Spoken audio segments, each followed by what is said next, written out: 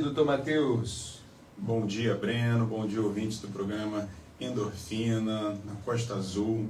Mais uma vez, um prazer enorme estar aqui com vocês, falando do nosso Facilicast, com convidados sempre especiais, que são os parceiros do Facilicard.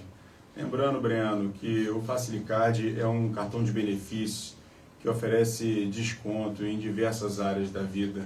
Os nossos clientes, eles têm desconto principalmente na área da saúde, em consultas, exames, tratamentos, que vão desde diversas especialidades médicas, todo tipo de exame de sangue, exames de imagem e tratamentos como fisioterapia, psicologia, enfim, todo tipo de tratamento, inclusive na parte de neuropsicopedagogia, que é o caso hoje aqui. Nós estamos com a Cíntia Diogo, que é uma parceirona aí do Facilicard, atende as nossas crianças que são usuários do cartão Facilicard, mas não apenas na área da saúde. Facilicard também oferece descontos nas áreas de educação, com cursos técnicos profissionalizantes, cursos de idiomas, faculdades, também na área de alimentação, bem-estar, estética.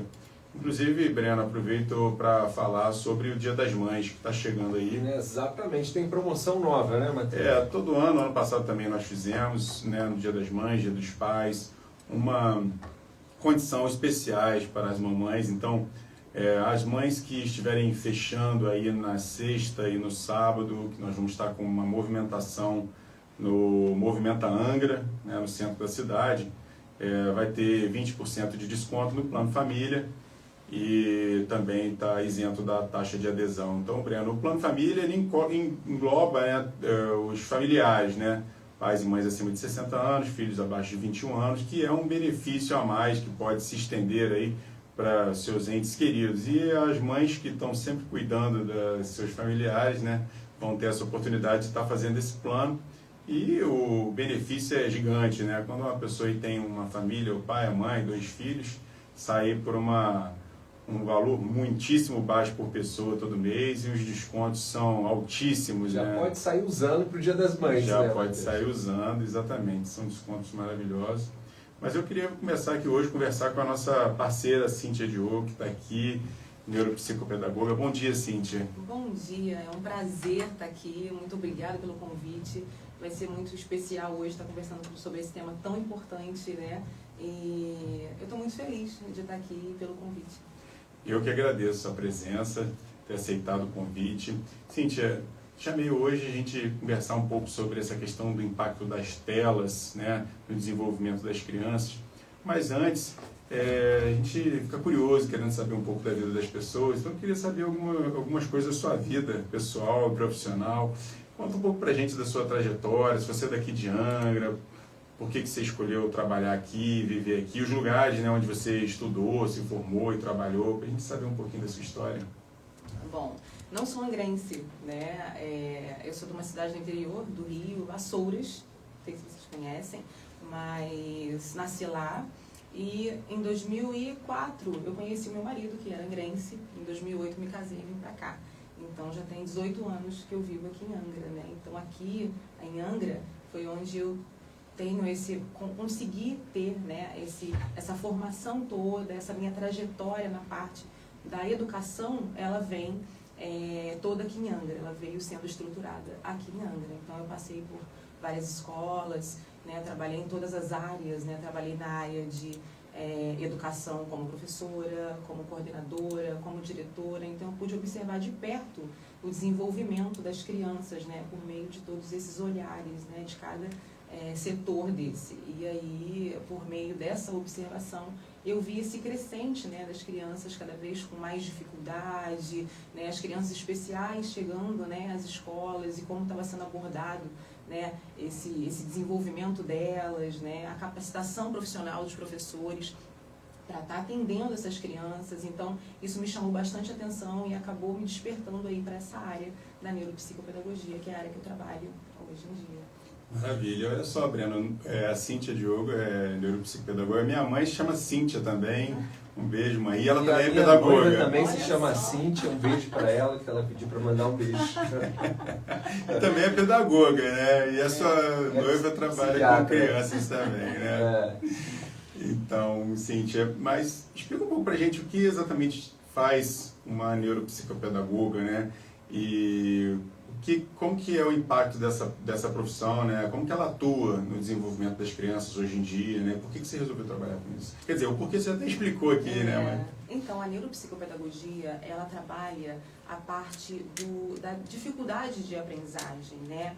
A psicopedagogia, ela entra como um atuante na parte de dificuldade, né? E a neuropsicopedagogia, ela vai no foco dessa dificuldade. Então, por exemplo, hoje se nós temos uma criança que não está conseguindo ler, então essa criança não está conseguindo ler por quê? A neuropsicopedagogia, ela vai no foco, né? É como uma receita de bolo, né? Como quando a gente vai fazer uma receita de bolo, a gente precisa saber a dosagem dos ingredientes, né? A temperatura que o forno deve estar, a gente precisa saber ler. Então, são várias habilidades para a gente chegar a uma determinada competência. Então, se a criança não está conseguindo ler, que é a competência da leitura, quais são as habilidades que ela ainda não dominou para ela chegar até essa competência? Então, a neuropsicopedagogia, ela vai olhando esses braços, né, que faltam para a criança conseguir atingir essa competência. Então, a gente procura ver aonde está, né, esse erro, esse braço que não está funcionando, para que a gente possa tratar e para que a criança consiga chegar até essa competência que é a leitura. Então a gente vai no foco do problema, né? A neuropsicopedagogia, ela vem como um somador para a criança, para ela conseguir se desenvolver de forma plena. Então, se a criança está com algum problema dentro da escola ou de um problema emocional, alguma coisa assim, a neuropsicopedagogia vem para abraçar, acolher e tratar essa criança para que ela consiga se desenvolver da melhor forma possível. E como é que funciona o seu trabalho hoje em dia? Você falou que já trabalhou em várias escolas, mas eu sei que você tem, né, o espaço, né, terapêutico Cíntia Diogo. Então, como é que funciona hoje o seu trabalho dentro desse espaço, dentro dessa clínica? Você ainda tem algum tipo de relação com escolas? Quais tipos de atendimentos são feitos lá no seu espaço? Então, a neuropsicopedagogia, né, a gente entra primeiramente, antes de estar atendendo uma criança, a gente precisa saber do histórico dessa criança. O histórico familiar, ele é muito importante. Então, a gente inicia esse trabalho com uma anamnese, que é uma entrevista com os pais, para saber como é a rotina familiar, né?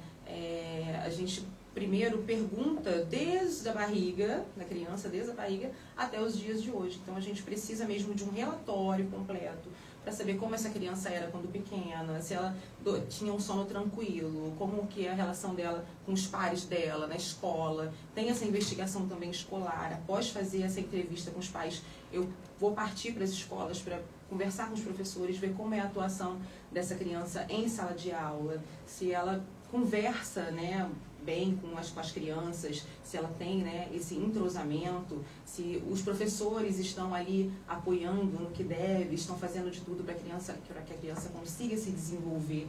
Então, primeiro a gente faz toda essa investigação para ver se a criança realmente tem aí algum distúrbio ou não, ou é só, né, entrando no nosso tema, ou é só o uso de telas que vem atrapalhando cada vez mais o foco, a aprendizagem, né? Então, muitos pais já chegaram até mim falando, eu acho que meu filho tem TDAH, eu acho que ele tem algum problema porque ele não está focando, os professores estão reclamando, e às vezes é só o uso de tela excessivo que está prejudicando aí o foco e a atenção dessas crianças. Então, inicialmente, no consultório, o que a gente faz primeiro é esse apanhado, né, de toda a rotina da criança, para saber se ela tem uma rotina estruturada que possibilita ela a ter aí esse acompanhamento.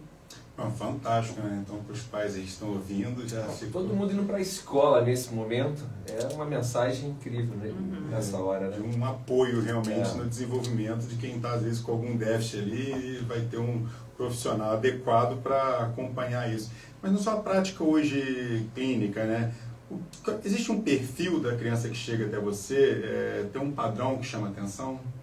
Olha, hoje, por incrível que pareça, a maior parte dos pais que me procuram e as crianças que chegam até mim é com um problema de foco, de atenção, não está conseguindo focar nas atividades, não está conseguindo se concentrar, não consegue produzir, né? Então, isso tem preocupado bastante, porque é um agravante muito grande, é um número muito grande de pais que me procuram dizendo que as crianças não estão conseguindo focar nas atividades escolares. E quando a gente vai investigar, na maioria das vezes, a tela está inserida como vamos dizer, uma coisa ruim, né, que vem atrapalhar aí o desenvolvimento das crianças. Nem sempre a tela está sendo usada de forma adequada. E isso tem atrapalhado bastante o desenvolvimento das crianças hoje em dia. E existe uma mudança ao longo do tempo, né? Você falou já tem bastante tempo de experiência, né? De quando você começou a trabalhar com crianças até hoje, há um aumento nessa dependência, nesse problema em relação às telas? Sim, tem um aumento sim. Antigamente a gente tinha sim o uso de telas, celulares, mas hoje em dia é uma crescente muito grande, né? Tá todo mundo, na verdade aqui o nosso assunto está voltado para a criança, mas a gente sabe que os adultos, adolescentes, adultos, eles têm também essa dificuldade de controlar o acesso às telas, né? Então, a tecnologia ela vem crescendo muito, né? Então, por conta desse crescente da tecnologia, né, que vem trazendo tantos atrativos para as nossas crianças, esse aumento também, né, no uso das crianças também tem aumentado, infelizmente. Quando a gente fala em uso excessivo de tela, o que isso significa? Porque assim, tem um limite seguro, tem alguma coisa que determina o que é excessivo e o que é normal? Sim. O ideal seria que na primeira infância a criança não tivesse acesso às telas, né? Que é de 0 a 6 anos, né? A época, né? É o período em que a criança está em desenvolvimento, o cérebro está em desenvolvimento. Então, quanto mais a gente expor as nossas crianças, as telas, a vídeos, jogos online, isso vai moldando o cérebro de uma forma não muito boa, fazendo com que ela tenha sempre respostas imediatas, né? Até porque o celular, né, os jogos online, ele traz uma resposta imediata, né? Da criança sempre passando, aquele vídeo não está legal, ela passa, não está gostando daquele outro, ela passa, então ela tem um domínio sobre a tela, né? Então ela tem essas respostas rápidas. Aí quando chega na escola, ela não tem essas respostas rápidas, ela precisa se concentrar para escrever uma redação, ela precisa ler, e aí ela não tem esse retorno rápido, essa resposta rápida. E aí isso se torna desinteressante, né? Então, o ideal seria que crianças de 0 a 6 anos tivessem pouquíssimo contato com tela. Até os 2 anos é 0, tá? E depois dos 2 anos, eu acho que meia hora aí por dia seria o ideal, ou até muito, né? Porque quanto mais a gente expor as nossas crianças em telas, mais prejudicial vai ser.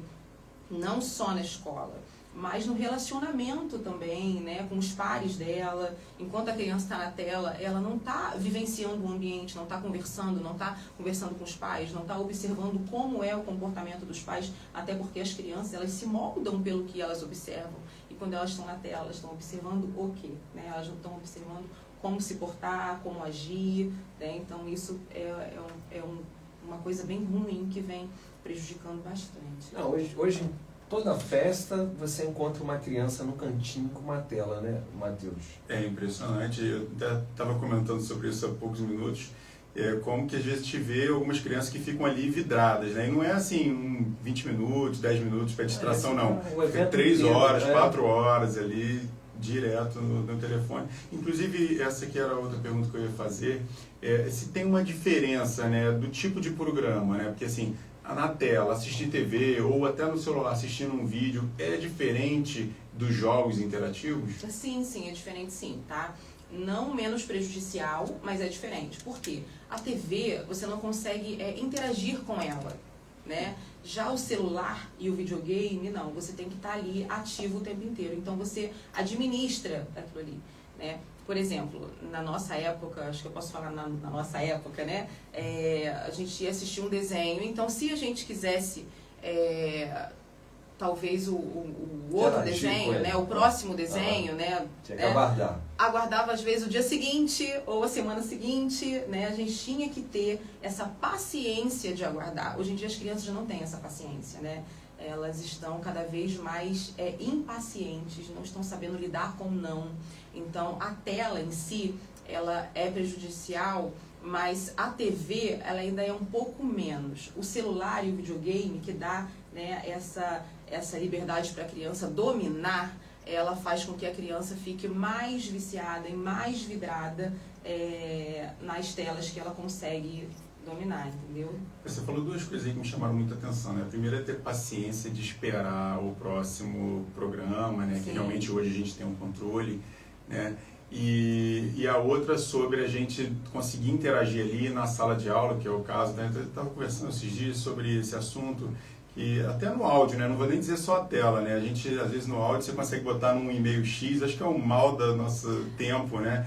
E às vezes você chega numa sala de aula, se você chegar ao vivo para conversar com uma pessoa que fala um pouco mais lento, você já não tem mais nem paciência para esperar aquela pessoa concluir o raciocínio, porque a gente realmente está muito acelerado, né? Mas eu imagino que assim, se a gente acontece no adulto, imagino que pode acontecer no cérebro da criança. O que acontece no cérebro da criança, né? Que pode acontecer se ela passar muito tempo na tela? Então, na verdade, quando a criança está diante de uma tela, é liberada a dopamina, que é um neurotransmissor, né, do cérebro. Então, essa injeção de dopamina, ela vem como uma sensação de prazer. Então, é a mesma coisa quando a criança está jogando um jogo, ou está assistindo um vídeo, ou está mexendo no celular, em alguma rede social. Então, ela vai querer sempre fazer a mesma coisa para conseguir sentir essa sensação. Então, quando ela é retirada daquilo ali, quando é proibido, ou os pais limitam esse acesso, a criança vai ter uma irritabilidade muito grande pelo fato de querer sentir novamente aquela sensação, né? Então, o importante é nós termos sempre em mente, né, o que nós devemos fazer para criar um ambiente seguro para a criança dentro do tempo limite que ela deve utilizar, né? Então, o que acontece no cérebro da criança é que o cérebro da criança, ela funciona com muita plasticidade. Então, quanto mais a gente colocar as crianças, né, na frente de uma tela, na frente de um celular, na frente de jogos online, ela não vai conseguir, né, se portar dentro da sociedade de uma forma correta, porque ela vai estar sempre ali dentro daquele quadradinho, daquele, né, cubinho ali, que são os jogos, né? Então ela não consegue se desenvolver da forma que deve. Então é muito importante nós termos essa ciência de que quando a criança está dentro de uma rede social, dentro de uma área apenas com tecnologia, ela não vai conseguir se portar com os outros, ela não vai conseguir aguardar, né, ter essa paciência, esse foco, essa disciplina, essa atenção. Tudo isso vai se perdendo com o tempo, quando a criança não tem essa disciplina, quando os pais não têm essa orientação e não conseguem ministrar o tempo da criança diante das telas. Além dessa questão de foco, disciplina, atenção, como que isso impacta no humor e no aprendizado? O humor, na verdade, como eu falei, né, a gente tem a dopamina, que é esse neurotransmissor do prazer, né? Então ele dá uma sensação muito boa, né? De, é muito legal, isso é muito divertido. Então quando a criança não está dentro dessa área tecnológica, o humor dela, obviamente, vai mudar. Eu não sei se vocês já tiveram a oportunidade de observar quando, por exemplo, em um restaurante ou em algum lugar, se a mãe tira o celular de uma criança, o que acontece, né? A criança vai entrar aí em desespero, vai chorar, vai querer o celular, né? Vai querer de volta, e se a mãe continuar falando não, a criança vai chorar, vai fazer birra. Então, isso tudo faz parte, né, desse neurotransmissor que ativa essa questão de querer mais. Né? Então a criança começa a ficar assim, com uma irritabilidade profunda, a criança não consegue se concentrar na escola justamente por isso, porque as respostas no celular, elas são tão rápidas que na escola não é esse mesmo movimento, então para ela se torna desinteressante. Então a forma de ser desinteressante vai fazer com que ela não tenha aí esse foco total na aula, né? Não preste atenção no professor ou no assunto que está sendo abordado. Você falou aí dessa questão da dopamina que leva ao prazer. Então, quando ela sai desse ambiente de muita dopamina, inclusive isso é muito falado hoje em dia, né? Isso pode desregular o prazer em outras coisas, né? Em brincadeiras simples que ela fazia antes, ou até mesmo ela não saber lidar com o tédio, né? E como é que é o papel do tédio nesse desenvolvimento da criança? Ele realmente tem uma importância? Sim, sim. O tédio é muito importante. A criança precisa saber se regular emocionalmente. Então, a criança que tem muito acesso às telas, ela não consegue. Ela tem na mão dela ali uma ferramenta que é muito prazerosa para ela e ela utiliza com muita frequência. Então, a partir do momento que você fala não, ela não sabe lidar com isso. Então, quando a gente consegue, né, administrar isso de uma forma coerente, a gente consegue trazer para perto da gente, né, essa criança, né? Porque a criança, quando está longe das telas, é uma criança completamente diferente.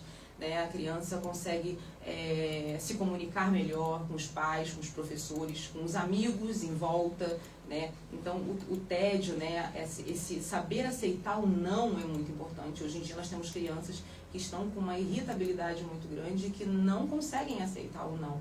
Né? E isso é muito, muito preocupante, porque numa sociedade, quando você não aceita o não, você vai receber não em várias áreas da sua vida. Às vezes, num trabalho que você fez que, ao olhar do seu chefe, às vezes não está muito bom, você precisa ajustar alguma coisa. Então, a criança não vai saber lidar com isso nem no ambiente de trabalho dela, quando ela crescer. Né?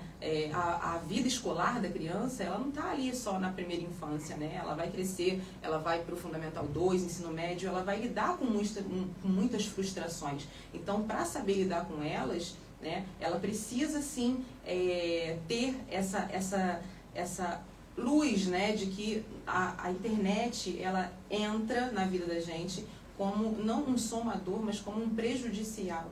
Então, nós precisamos sim, vamos dizer assim, salvar as nossas crianças, né, no quesito tecnologia. Nós precisamos delimitar onde a criança está pisando, como ela está agindo dentro, né, dessa rede social, até porque hoje em dia, infelizmente, os pais não têm essa liberdade, esse acesso para conseguir estar administrando tudo que a criança está utilizando, né, infelizmente. Nós temos jogos aí que estão sendo muito prejudiciais para as crianças e às vezes os pais não têm nem essa noção, né?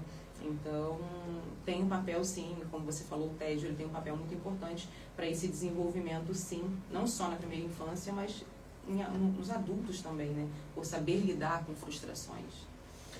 É isso, meus amigos, agora às 6h48, a gente tem que fazer o break de 2 minutinhos, a gente já volta. A Bárbara Eleodora fala, infelizmente, os pais estão abandonando os filhos na frente do celular.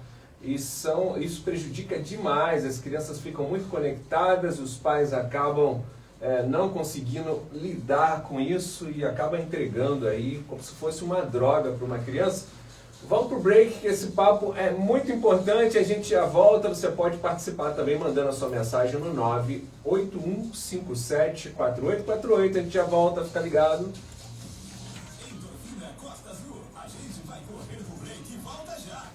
Bora que bora, turma! Dá uma pulada aqui em algumas coisas para falar. Quando eu olhei as perguntas, eu falei, gente, é sério, vai ter que fazer 30 perguntas? Não, mas tem que ter, né? Bota pra cima, né?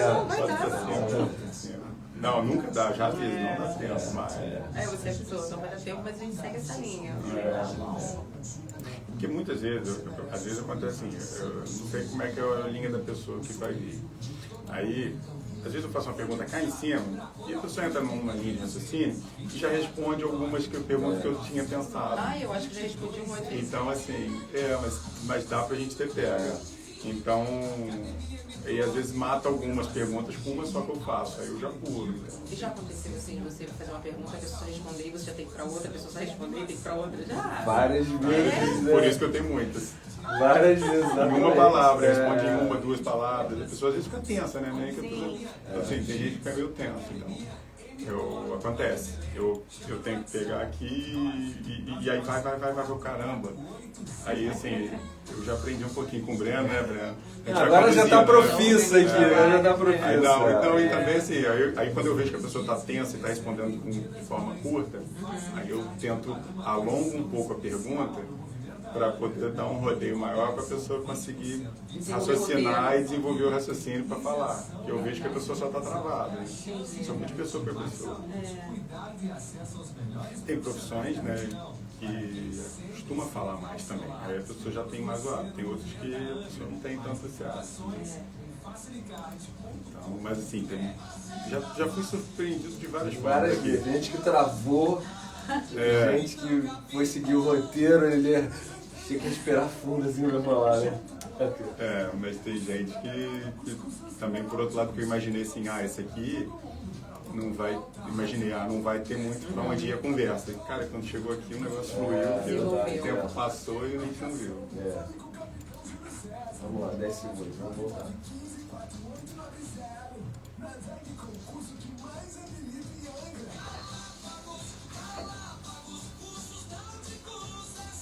Falar um pouquinho da escola, né? Costa Azul 651, bom dia!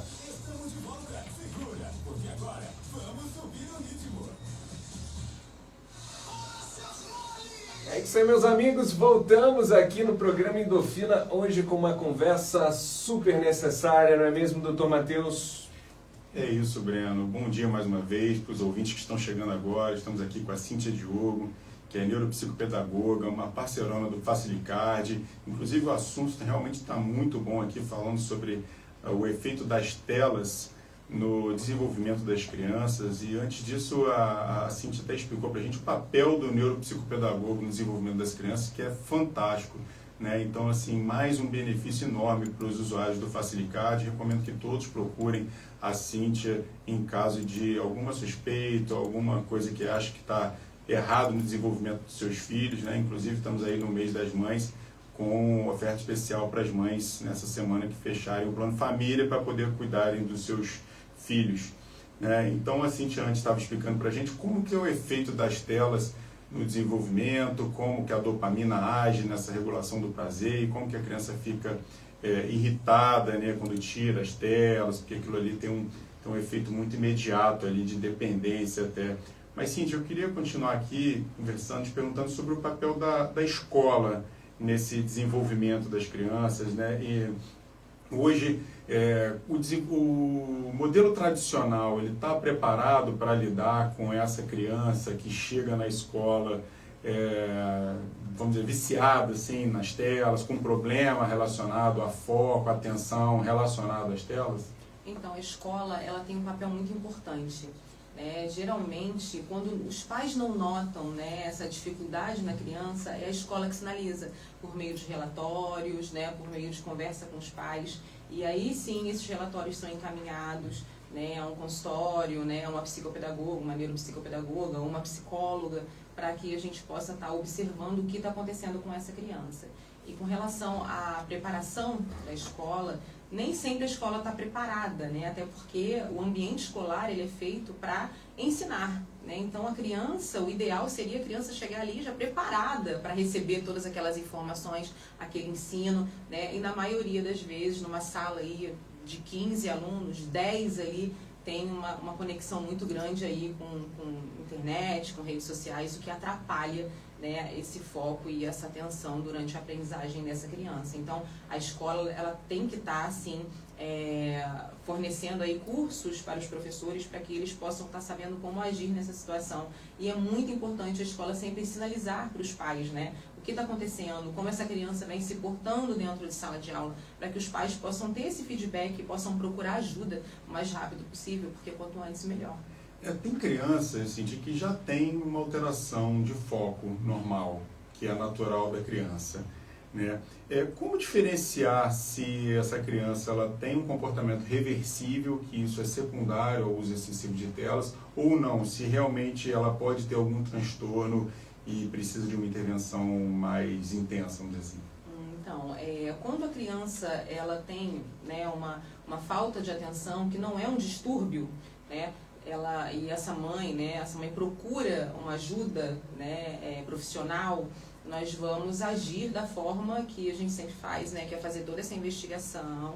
E aí o primeiro passo que eu sempre peço para os pais, vamos reduzir o uso de telas? E aí quando a gente reduz esse uso de telas, a gente vê se a criança vai melhorar ou não.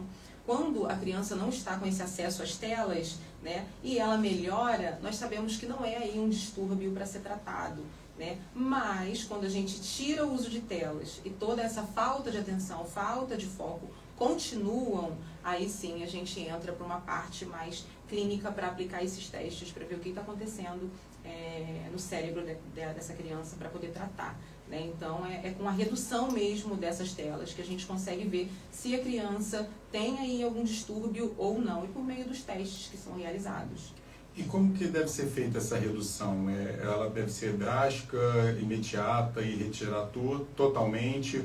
Ou você tem algum tipo de recomendação que seja mais amena para evitar um conflito mais intenso com essa criança? O ideal é ser feito por meio de conversas, né? Não ser feita de forma drástica, mas limitando ali o acesso, né, por alguns minutos ao dia. Olha, agora você vai ter tantos minutos, depois você vai ter tantos minutos, né, com fichinhas, né? Você sempre conversa no consultório, né, que os pais podem ter esse diálogo com fichinhas. Olha, você tem uma fichinha aqui de 5 minutos. Quando você quiser usar, você pega comigo essa fichinha, né? Vamos dizer assim. É uma coisa que tem dado muito certo, né? Os pais têm aplicado em casa e tem dado certo.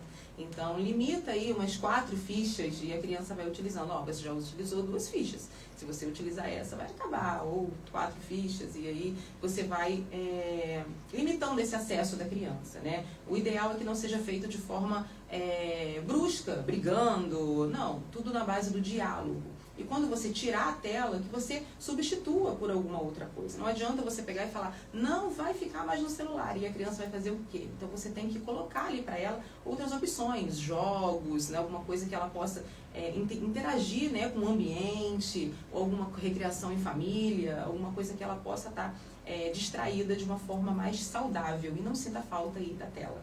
E depois que ela faz esse desmame, vamos dizer assim, que ela faz essa retirada de tela, quanto tempo mais ou menos, assim, em média, leva para a criança voltar com sua atenção, o seu foco e, vamos dizer, normalizar? Então, depende do nível, né, que a criança está ali com esse vício, vamos dizer assim. Uhum. Mas em algumas semanas a gente já consegue observar essa mudança. E vou dizer para vocês, é uma mudança drástica, né? A criança parece outra criança. Os pais que fizerem, né, esse desmame, como você diz, é como se estivesse tendo aí outro filho, né? Porque a criança muda muito, né, drasticamente. E a gente vê também, Cíntia, muita gente confundindo, né? Eu sei que você já falou da retirada, pode ajudar no diagnóstico, mas confundindo a criança que está ali agitada por questão da tela com uma criança que tem um distúrbio realmente, que é um TDAH, né? Que as pessoas falam muito hoje em dia também, né? Isso pode ter uma interferência, quer dizer, a criança que fica muito em tela pode agravar ou simular um TDAH? Sim, sim, até porque é muito parecido, né? Os sintomas são muito parecidos. Então, uma criança com TDAH, né, que é transtorno de déficit de atenção e hiperatividade, ela não consegue ter foco. Então, a criança que usa também as telas, ela também não consegue ter foco. Então, anda ali muito, muito parecido, né? Os dois são fatos muito parecidos. Então, ele consegue sim se confundir, entendeu? Tá. Infelizmente, nosso tempo está chegando no final. Passa rápido, a gente não vê, tinha muito assunto aqui, eu fui pulando aqui um monte de coisa que eu tinha programado para falar, mas é normal. Se você pudesse deixar um alerta hoje, Cíntia, para quem está ouvindo a gente, tem filho, tem essa preocupação com as crianças, qual que seria? O meu alerta seria, fique mais junto, né? Em família, faça as coisas mais junto, esteja mais próximo, né, do seu filho, porque esse calor humano, ele não substitui, né? As telas não substituem o calor humano, então é muito importante que a criança tenha esse afeto mais próximo, né? A família mais próxima, que nenhum celular ou tablet ou TV substitui aí esse carinho, esse amor de família. E deixa, por favor,